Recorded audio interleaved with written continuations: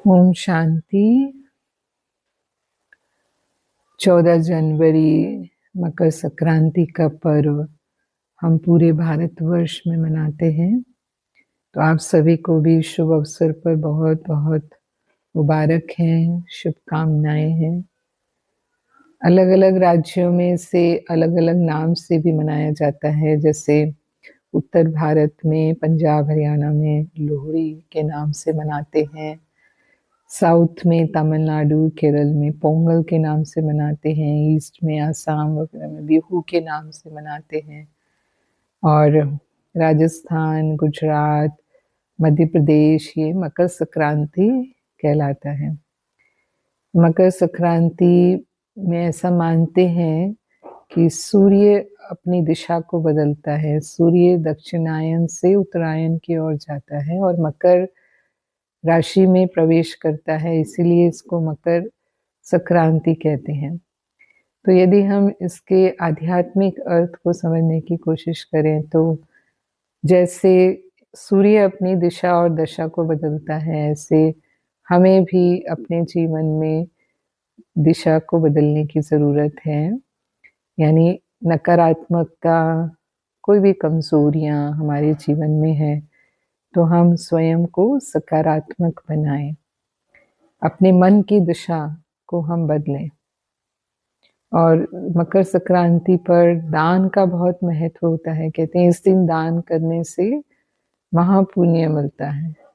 और इस दिन तिल और गुड़ का भी बहुत उपयोग करते हैं। तो आध्यात्मिक रूप से तिल जो है वो सूक्ष्म रूप है, सूक्ष्म रूप का एक बीज है जो हमारी आत्मिक स्थिति का प्रतीक है।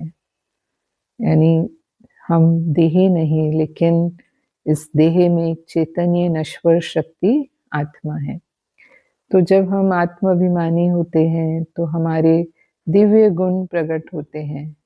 यानी जीवन में तनाव, अशांति और कमजोरियां जो देह भान के कारण आती हैं, आत्माभिमानी बनने से हमारे जीवन में शांति, मधुरता और स्थिरता आती है। और साथ में जैसे गुड़, तो तिल के साथ जब हम गुड़ मिलाते हैं तो तिल का भी स्वाद बदल जाता है। ये परिस्थितियों का प्रतीक है कि जीवन में परिस्थितियां हमारे आती हैं। जैसे खाली तिल अगर हम प्रयोग करेंगे तो उसमें कड़वाहट हो सकती है, लेकिन उसके साथ जब गुड़ मिला दिया जाता है तो मीठा हो जाता है और उसके विशेषकर लड्डू बनाए जाते हैं। तो ये प्रेम, शांति और सहयोग का प्रतीक है कि जब हम मिल कर के कोई भी कार्य करते हैं, संगठन में हम कोई भी कार्य करते हैं तो वो परिस्थितियां स्वतः ही बदल जाती हैं। या जो भी जीवन में अप्स एंड डाउन आते हैं तो उसको अगर हम मधुरता और शांति से उसका सामना करते हैं तो वो परिवर्तन हो जाता है।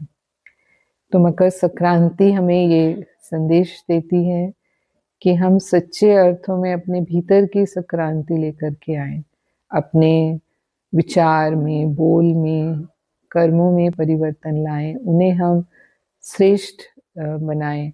और महिलाओं के लिए भी कहेंगे कि बाह्य शक्ति, बाह्य साधनों की शक्ति नहीं, जो शक्ति आती है वो बाह्य साधनों से नहीं, लेकिन आत्मिक शक्ति ही सच्ची शक्ति है। और अपने उस नारी शक्ति को जब हम पहचानते हैं तो फिर हम स्वयं में सकारात्मक परिवर्तन ला पाते हैं। न सिर्फ फिर अपने परिवार को, लेकिन समाज को भी हम श्रेष्ठ और सशक्त बना सकते हैं। मकर संक्रांति पर कई स्थानों पर पतंग भी उड़ाते हैं। तो ऐसे तो पतंग उड़ाना खुशी और उल्लास का प्रतीक है।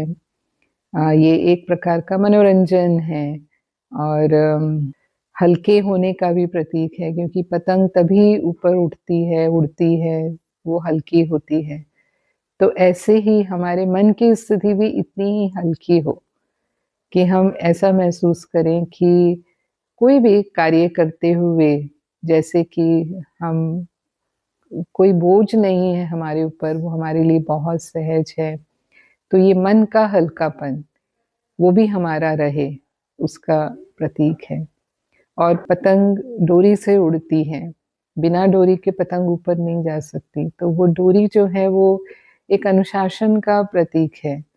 तो जीवन में ऐसे लग सकता है कि जैसे बंधन है, माना जैसे पतंग भी डोरी से बंधी हुई है, लेकिन वही उसको ऊपर ले जाती है। तो ऐसे ही जीवन में जो अनुशासन है, वो भी हमें ऊँचाइयों पर ले जाता है। हो सकता है कि वो कभी बंधन जैसा लगता है, लेकिन वही हमें ऊँचा उठाने वाला होता है। तो इन अर्थों से हम मकर संक्रांति मनाएँगे और अपने जीवन को एक नई दिशा देंगे, जैसे कि मकर संक्रांति एक नई दिशा लेकर के आती है और मकर संक्रांति के बाद से ही मौसम बदलने लगता है। दिन जो हैं वो बड़े होने लगते हैं और मौसम सुहावना होने लगता है। तो आपको फिर से एक बार मकर संक्रांति की शुभकामनाएँ।